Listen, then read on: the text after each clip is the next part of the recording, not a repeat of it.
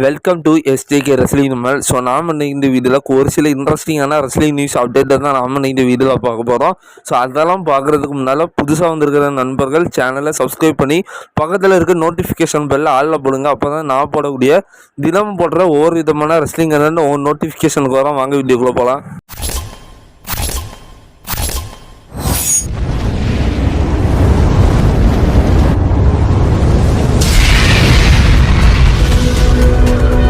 First video start பண்ணுறது நம்ம Tiffany ஸ்ட்ராட்டனில் இருந்தால் உண்மையிலே அன்எக்ஸ்பெக்ட்மெண்ட் மூவ்மெண்ட் தான். நம்ம டிஃப்னி பார்த்தீங்கன்னா கேஷிங் பண்ணுவாங்கன்னு தெரியும், நயஜாக்ஸுக்கு அகேன்ஸ்டாக தான் பண்ணுவாங்கன்னு தெரியும். ஸோ அதுவும் ரொம்ப ஷாக்கிங்காக என்ன ஒரு பேப்பரியெல்லாம் பண்ணுவாங்கன்னு தான் எதிர்பார்த்தோம். ஸோ ஆனால் அதிலெல்லாம் பண்ணாமல் பார்த்தீங்கன்னா அவங்க டேரெக்டாக இன்றைக்கி நடந்த ஸ்மாக் டவுனில் நயஜாக்ஸுக்கு அகேன்ஸ்டாக கேஷிங் பண்ணி பார்த்தீங்கன்னா அவங்க நியூ ஸ்மாக் டவுன் உமன் சாம்பியனாக இருக்காங்க. உண்மையிலே அவங்களுக்கு ஒரு வாழ்த்துக்கள், நல்ல ஒரு திறமையானவங்க தான். ஸோ அவங்க அதுக்கு டிசர்வ் தான். இதுக்கு மேலே அவங்க அந்த சாம்பியன்ஷிப்பை வச்சு என்னெல்லாம் பண்ண போகிறாங்க அப்படிங்கிறத நம்ம வெயிட் பண்ணி பார்க்கணும். பார்க்க போகிறோன்னா நம்மளுடைய சமந்தா ஐர்வினையும் நம்ம பெத் ஃபீனிக்ஸை பற்றி தான். ஸோ பெத் ஃபீனிக்ஸோட WWE கான்ட்ராக்ட் முடிஞ்சு அஃபிஷியலாக அவங்க WWE விட்டு போயிட்டாங்க. சமந்தா ஐர்வின் பார்த்திங்கன்னா ஒரு சின்ன கான்ட்ரவர்ஷியல் மூலயமா என்ன நடந்ததுன்னு தெரியல, பட் அவங்களும் இப்போ அஃபிஷியலாகவே WWE விட்டு போயிட்டாங்க. ஸோ இப்போ நம்ம ரெண்டு பேர்த்துக்கும் தெரியும். ஆனால் இவங்க ரெண்டு பேர்த்தோட ஹஸ்பண்ட் பார்த்திங்கன்னா எங்கே வேலை பார்க்குறாங்கன்னா AEWவில் தான் வேலை பார்க்குறாங்க. ஸோ இந்த மாதிரி சூழ்நிலையில் இந்த வாரம் நடந்த AEW டைனமைட் ஷோவில் பார்த்திங்கன்னா பேக் ஸ்டேஜில் நம்மளுடைய சமந்தா ஐர்வின் அண்ட் பெத் ஃபீனிக்ஸ் இவங்க ரெண்டு பேருமே பார்த்திங்கன்னா பேக் ஸ்டேஜில் பார்த்திங்கன்னா இருந்திருக்காங்க. ஸோ இது பார்த்திங்கன்னா அஃபிஷியலாகவே பார்த்திங்கன்னா இப்போ வெளியே இருந்திருக்கு. ஸோ இதெல்லாம் வச்சு பார்க்க நேரம் மேபி பார்த்திங்கன்னா இவங்க ரெண்டு பேரும் AEWவில் ஒர்க் பண்ணதுக்கு வாய்ப்பு இருக்குது. ஸோ ஏன்னா இவங்க ரெண்டு பேர்த்தோட ஹஸ்பண்ட் பார்த்திங்கன்னா அங்கே தான் ஒர்க் பண்ணுறாங்க. ஸோ அதனால் மேக்ஸிமம் ஒரு நம்ம சம்மந்தம் இருக்குன்னு ஒரு இங்கே எப்படி ஒரு அனௌன்சராக இருந்தாங்களோ ஸோ அதேமாரி AEWவில் பார்த்திங்கன்னா ஒரு அனௌன்சராக இருக்கிறதுக்கு வாய்ப்பு இருக்குது.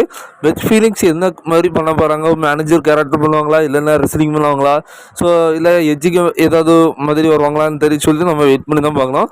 பட் அஃபிஷியலாக இப்போ அவங்க அங்கே ஒர்க் பண்ணுறாங்களா, கான்ட்ராக்ட் சைன் பண்ணுறாங்களான்னு இப்போதைக்கு எந்த ஒரு அப்டேட்டும் கிடையாது. ஆனால் இந்த வாரம் நடந்த AEW டைனமைட் ஷோவில் அஃபிஷியலாக அவங்க பேக் ஸ்டேஜில் இருந்திருக்காங்க. ஸோ அடுத்ததாக ரீசெண்ட் டைமில் நம்மளுடைய செத் ராலன்ஸ் பார்த்தீங்கன்னா ஒரு இன்டர்வியூவில் கலந்துருக்கிறாங்க. ஸோ அதில் பார்த்தீங்கன்னா அந்த இன்டர்வியூ கேட்டிருக்காரு இப்போ WWE ரா நெட்ஃப்ளிக்ஸு போகுது. ஸோ இதை பற்றி நீங்கள் என்ன நினைக்கிறீங்க அப்படிங்கிற மாதிரி கேட்டிருக்காங்க. ஸோ அதுக்கு பதில் சொல்லியிருக்காரு நம்மளோட செத் ராலன்ஸ். என்ன சொல்லியிருக்காருன்னா, ஆமாப்பா WWE ரா நெட்ஃப்ளிக்ஸு போகுது, உண்மையில் அது ஒரு பெரிய விஷயம் தான். ஏன்னா அன்றைக்கி பார்த்தீங்கன்னா செத் ராலன்ஸ் விசஸ் CM-க்கான மேட்ச் நடக்க போகுது. ஸோ ரோமன் ரெயின்ஸுக்கு ஒரு ட்ரைபிள் காம்பேட் மேட்ச் இருக்குது, உமன்ஸ்க்கான வேர்ல்டு டைட்டில் மேட்ச் இருக்குது. ஸோ இந்த மாதிரி ஏகப்பட்ட சம்பவங்கள் பார்த்தீங்கன்னா அன்னைக்கு நடக்கிறதுக்கு வாய்ப்பு இருக்குது. ஸோ மேட்சஸும் பார்த்தீங்கன்னா இந்த ஒரு பெரிய லெவலுக்கு ஜம்னி பண்ணியிருக்காங்க. ஸோ இதெல்லாம் வச்சு பார்க்குறதுனால கண்டிப்பாக WWE ஒரு வேறு லெவலில் பார்த்தீங்கன்னா எக்ஸ்பெக்ட் பண்ணுறாங்க. ஸோ ஒரு நம்பிக்கை வச்சுருக்காங்க.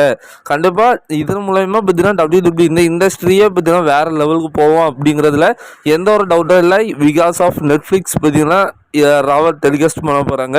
ஸோ நெட்ஃப்ளிக்ஸ் மாதிரி ஒரு பெரிய ஒரு நிறுவனம் பார்த்தீங்கன்னா WWE ராவை பார்த்தீங்கன்னா டெலிகாஸ்ட் பண்ணதுனால ஸோ ரா பார்த்தீங்கன்னா அதாவது இந்த WWE ரா மட்டும் பார்க்க மாட்டாங்களா. ஸோ கண்டிப்பாக இந்த ரெஸ்லிங் WWE மொத்தத்தையுமே பார்த்தீங்கன்னா ஒரு அடுத்த லெவலுக்கு பார்த்தீங்கன்னா எடுத்துகிட்டு போயிடலாம் அப்படிங்கிற மாதிரி. ஸோ அவரும் இந்த ரா நெட்ஃப்ளிக்ஸுக்கு போகிறதுனால ஸோ மிகப்பெரிய ஒரு மார்க்கெட் பார்த்தீங்கன்னா ஏற்படும் அப்படிங்கிற மாதிரி சொல்லியிருக்காரு. அடுத்ததாக யாரை பற்றி பார்க்க போகிறோன்னா, மறைமுகமாக பார்த்தீங்கன்னா ஒரு டேக் டீம் ஃபார்ம் ஆக போகுது. ஸோ அது என்னென்னா நம்ம ட்ரூ மைக்கிண்டேரும் கெவின் ஓவன்ஸும் என்ன டேக் டீம் ஆக போகிறாங்களா. ஸோ என்ன நடந்துச்சுன்னா இன்னைக்கு ஸ்மாக் டவுனில் ஸோ ஒரு மறைமுகமாக ஒரு கிளியர் கட்டான ஒரு டீஸ் பண்ணியிருக்காங்க. என்ன நடந்திருக்குன்னா, நம்ம கோடி ரோட்ஸுக்கும் ட்ரூ மைக்கிண்டேருக்கும் ஒரு ப்ரோமோ நடந்துட்டு இருந்தாரோ. அதில் பார்த்தீங்கன்னா ட்ரூ மைக்கிண்டேர் சொல்லியிருப்பாரு, you need to watch your back அப்படிங்கிற மாதிரி. ஸோ அதேமாதிரி ஜேவுஸை பேக் ஸ்டேஜில் நடந்து போயிட்டு இருக்க நேரம் கெவின் ஓவன்ஸ் தெரியாமல் இடிச்சிருவார். ஸோ அந்த சமயம் நம்ம கெவின் ஓவன்ஸ் சொல்லுவார், you need to watch your back அப்படிங்கிற மாதிரி. இவங்க ரெண்டு பேருமே ஒரே வார்த்தை தான் சொல்கிறாங்க. எதை மீன் பண்ணினா ஸோ ஒரு பர்டிகுலராக இதுக்கான வீடியோ மேபி இன்னைக்கு நைட்டு இல்லைனா நாளைக்கு காலையில் கூட வரதுக்கு வாய்ப்பு இருக்குது. நான் இப்போ அவுட்லைனாக என்ன சொல்ல வரணும்னா, உங்கள் கடந்த காலத்தை நீ கொஞ்சம் திரும்பி பார்க்கணும் அப்படிங்கிற மாதிரி சொல்லியிருக்காங்க. ஸோ கடந்த காலங்கிறது நம்ம ரோமன் ரெயின்ஸ் தான் மறைமுகமாக சொல்கிறாங்க. ஸோ பிகாஸ் என்னென்னா நம்ம கோடி ரோட்ஸ்க்கும் ரோமன் ரெயின்ஸ் என்னெல்லாம் பண்ணாருங்கிறத நீங்கள் மறந்துடக்கூடாதுன்னையும் நம்ம கெவின் ஓவன்ஸ் ஜேவுஸோட ஸோ உங்கள் அண்ணன் என்னெல்லாம் பண்ணாங்கிறத மறந்துட்டியா, நீ அதை திருப்பி பாரு அப்படிங்கிற மாதிரியும் மறைமுகமாக ரெண்டு பேரும் சொல்லியிருக்காங்க. ஸோ ரெண்டு பேருமே எக்ஸைட்டாக ஒரே வார்த்தை சொல்கிறதுனால ஸோ ரோமன் ரெயின்ஸுக்கு ஏதோ ஒரு சூழ்ச்சி பார்த்தீங்கன்னா நடக்க போகுது. இப்போ நம்ம அதை டீட்டெயிலாக பார்க்குறதுக்கு முன்னால் இதுக்குன்னு பர்டிகுலர் பார்த்தீங்கன்னா ஒரு வீடியோ கண்டிப்பாக வரும். ஏன்னா ரோமன் ரெயின்ஸ்க்கு ஒரு சூழ்ச்சி நடந்துகிட்ருக்கு. இப்போ என்னென்னா நான் இதில் இன்றைக்கி நடந்த ஸ்மாக்டவுனில் நடந்த விஷயத்தில் மட்டும் இருந்து சொல்கிறேன். மீதி பார்ட் 2 பார்த்தீங்கன்னா இன்றைக்கி நைட்டு அல்லது நான் நாளை காலையிலக்குள்ளே சொல்கிறேன். ஸோ இப்போ பார்த்தீங்கன்னா 2 பேருமே ஒரே வேறு சொல்லியிருக்காங்க. கோடி ரோஸ்டையும் ஜேவஸ்வட்டையும் நீங்கள் பழசம் நடந்ததும் மறந்துட்டீங்களா, பின்னுக்கு நடக்கிறத பாருங்கள் அப்படிங்கிற மாதிரி சொல்லியிருக்காங்க. ஸோ ஒரு சம்பவம் பார்த்தீங்கன்னா இருக்குது. ஸோ அதை பார்த்தீங்கன்னா நம்ம 2வது பார்த்துக்கலாம். ஸோ இதில் இருந்து மேக்ஸிமம் நம்ம கெவின் ஓவன்ஸும் நம்ம ட்ரூ மெக்கின்டைரும். ஸோ அவங்க 2 பேர்த்துக்குமான ஸ்டோரியுமே அப்படி தான். நம்ம ட்ரூ மெக்கின்டைரும் அப்படி தான். எப்படின்னா ஸோ ரோமனுக்கு யாரெல்லாம் உதவி பண்ணுறாங்களோ அவரை போட்டு பொழக்கிறாரு. நம்ம கெவின் ஓவன்ஸும் அந்த கதியில் தான் வந்து நிற்கிறாரு. ஸோ இன்னொருத்தராக இருக்கிறாரு. ஸோ அதை நம்ம அந்த வீடியோவில் தான் பார்ப்போம். ஸோ ஃபைனலி பார்த்தீங்கன்னா ரா வந்து நெட்ஃப்ளிக்ஸு போயிடுச்சு. ஸோ இப்போதைக்கு நம்மளுக்கு ஒரு லீக்கேஜ் பார்த்தீங்கன்னா கிடச்சிருக்கு. நம்ம ரா ப்ரீமியர் ஷோவோட ஸ்டேஜ், அதாவது ரிங்கு எந்த மாதிரி இருக்க போகுது அப்படிங்கிற மாதிரி ஒரு இது லீக் ஆகிருக்கு. அது என்னன்னு நீங்கள் பாருங்கள். ஸோ இதுதான் இருக்குல்ல, இதுதான். ஸோ உண்மையிலே பார்த்தீங்கன்னா எனக்கு பயங்கர கோபமாக இருக்குது. வின்ஸ் மிக்மேனில் இருந்திருந்தாருன்னா இதெல்லாம் பண்ண நேரம் ட்ரிபிள் ஹெச்சை கழுத்தறுத்தே போட்டிருப்பாரு. ஸோ அந்த மாதிரி பண்ணியிருக்காரு பாருங்கள். ஸோ ஏகப்பட்ட விளம்பரங்களாக இது பண்ணி தான் நெட்ஃப்ளிக்ஸுக்கு இது பண்ணியிருக்கிறாங்க. ஸோ ஆமாம், இந்த தடவை இந்த ரெஸ்லிங் பிஸ்னஸ் மாத்திரமாக தான் பார்க்குறாங்களே ஒழிய ஸோ நம்ம பார்க்குற அந்த எமோஷனோட இனிமேல் நீங்கள் பார்க்க முடியாது. ஸோ இன்னொருங்க, ஸோ யாரெல்லாம் பார்த்தீங்கன்னா அந்த விளம்பரம் பண்ணியிருக்காங்கன்னு பாருங்கள். So Fortnite, cricket, Snickers and more அப்படிங்கிற மாதிரி ஏகப்பட்ட ஒரு ஸ்னீக்கர்ஸு, அந்த மாதிரி ஏகப்பட்ட ஒரு விளம்பரங்களை போட்டு பொட்டி தள்ளியிருக்காங்க. இதுதான் அஃபிஷியலாக இருக்குமான்னு தெரில. பட் இந்த மாதிரி தான் ஒரு ஃபோட்டோ கிடச்சிருக்கு. ஸோ கண்டிப்பாக மேக்ஸிமம் பார்த்தீங்கன்னா நெட்ஃப்ளிக்ஸில் பார்த்தீங்கன்னா நீங்கள் இந்த ஒரு ரிங்கை தான் பார்க்குறதுக்கு வாய்ப்பு அதிகமாகவே இருக்குது. ஸோ இது என்னத்தை சொல்லலான்னு தெரில, எனக்கு பிடிக்கவே இல்லை. நீங்கள் நல்லா பாருங்கள், அந்த ரெட் பிராண்டில் கொண்டு இந்த மாதிரி ஒரு கருப்பு காட்டனை போட்டு ஸோ இந்த மாதிரி ஒரு விளம்பரம் பண்ணிகிட்டு இருந்தால் எந்த மாதிரி ஏற்றுக்கிட முடியும்னு கொஞ்சம் பாருங்களேன். ஸோ என்னத்தை சொல்ல எனக்கு வார்த்தையே இல்லை. ஸோ ஃபைனலி பார்த்தீங்கன்னா நம்ம பிரைவட் பார்த்தீங்கன்னா இறந்துட்டார். ஆனால் அவரோட நினைவுகள் பார்த்தீங்கன்னா இன்னும் அழியலை. ஸோ ரீசெண்ட் டைமில் நம்முடைய கேரியன் கிராஸ் பார்த்தீங்கன்னா ஒரு இன்டர்வியூவில் கலந்துருக்காரு. ஸோ அதில் பிரைவேட்டை பற்றி பேசியிருக்காரு. பிரைவேட் என்ன சொன்னார்னா, ஸோ நாங்கள் ஒரு மிகப்பெரிய பிளான் போட்டோம். ஸோ நாங்கள் எல்லாம் சேர்ந்து பார்த்தீங்கன்னா NXTயில் இருக்கக்கூடிய ரெஸ்லர்ஸ், புது டேலண்ட்ஸு, நல்ல பெர்ஃபார்ம் பண்ணக்கூடிய டேலண்ட்ஸ் எல்லாம் தேர்ந்தெடுத்து ஸோ நாங்கள் இங்கே மெயின் ராஸ்டரில் பயங்கரமான கிம்மிக்கெல்லாம் பண்ணி ஸோ வேறு லெவலில் அவங்கள வளர்த்து விடாதுக்கு பிளான் பண்ணோம். ஸோ ஆனால் அது இப்போ நடக்கலை அப்படிங்கிற மாதிரி பார்த்தீங்கன்னா பேசி இருக்காரு. ஸோ ஆனால் நம்ம பிரைவேட்டோட மனநிலையை பாருங்களேன். ஸோ அந்த மனுஷன் ஒரு கேரக்டரை எஸ்டாப்ளிஷ் பண்ணுறாருன்னா ஸோ அந்த மனுஷன் யங் டேலண்ட்ஸை NXTல இருந்து கூட்டிகிட்டு வரணும் அப்படிங்கிற மாதிரி நம்ம கேரியன்ட்ட சொல்லியிருக்காரு.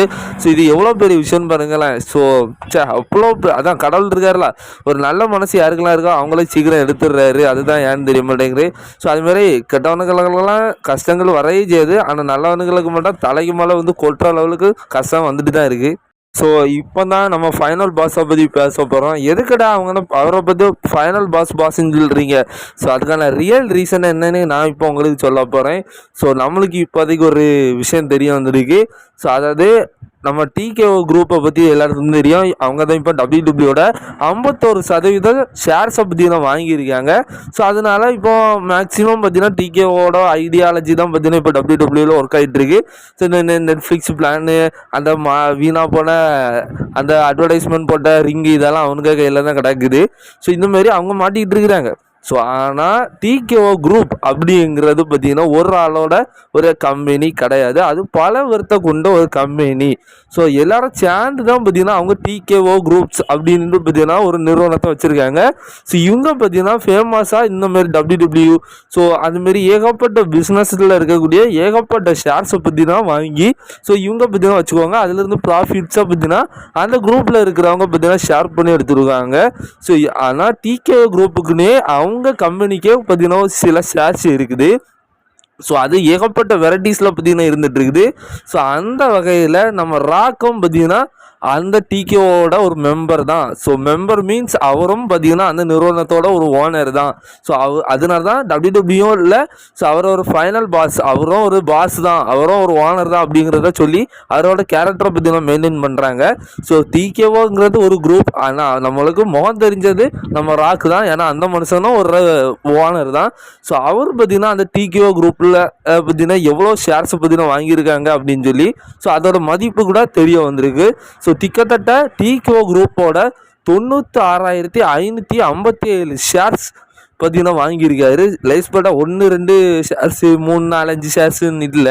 ஸோ கிட்டத்தட்ட 1,00,000 எப்படி 96,587 ஷேர்ஸை பார்த்தீங்கன்னா ஸோ டிகேஓ குரூப்பில் பார்த்தீங்கன்னா வாங்கியிருக்காங்க.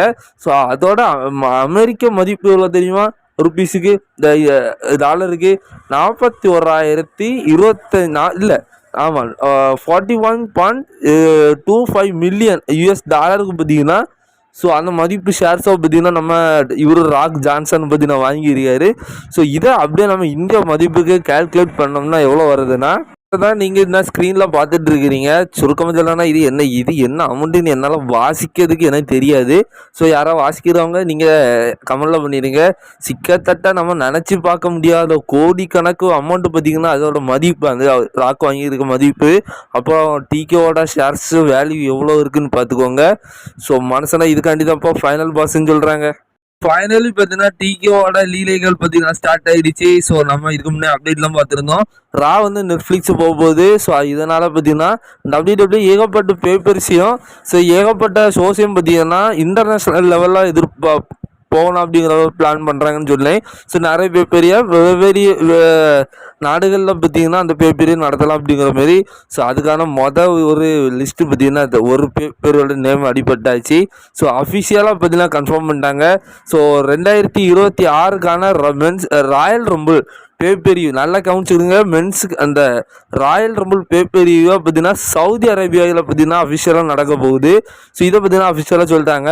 ஸோ சவுதி அரேபியாவில் பார்த்தீங்கன்னா ஒரு பேப்பரி நடக்கும், க்ரௌன் ஜோல் இந்த மாதிரிலாம் நடக்கும். ஸோ அதில் ஒரு க்ரௌன் ஜோலுக்குன்னு சொல்லி ஒரு தனியாக ஒரு ராயல் ரம்பிள் மென்ஸுக்குன்னு நடக்கும். ஸோ அதை நம்ம பார்த்துருப்போம். ஆனால் ராயல் ரம்பிள்னு சொல்லி தனி பேப்பரி எப்படி WWEயோட ரெஸ்ல்மேனியாவில் முக்கியமான ஒரு ராயல் ரம்பிள் பார்த்தீங்கன்னா ஸோ அடுத்த நாட்டு சவுதி அரேபியாவில் நடக்குதுன்னு சொன்னால் அது எவ்வளோ பெரிய இதுன்னு நீங்கள் கொஞ்சம் பார்த்துக்கணும். ஸோ நான் இந்த அப்டேட்டாக ஒரு 3-4 மாதத்துக்கு முன்னே நான் ஷேர் பண்ணியிருந்தேன். ஸோ இப்போ பார்த்தீங்கன்னா அது நிறைவாயிடுச்சு.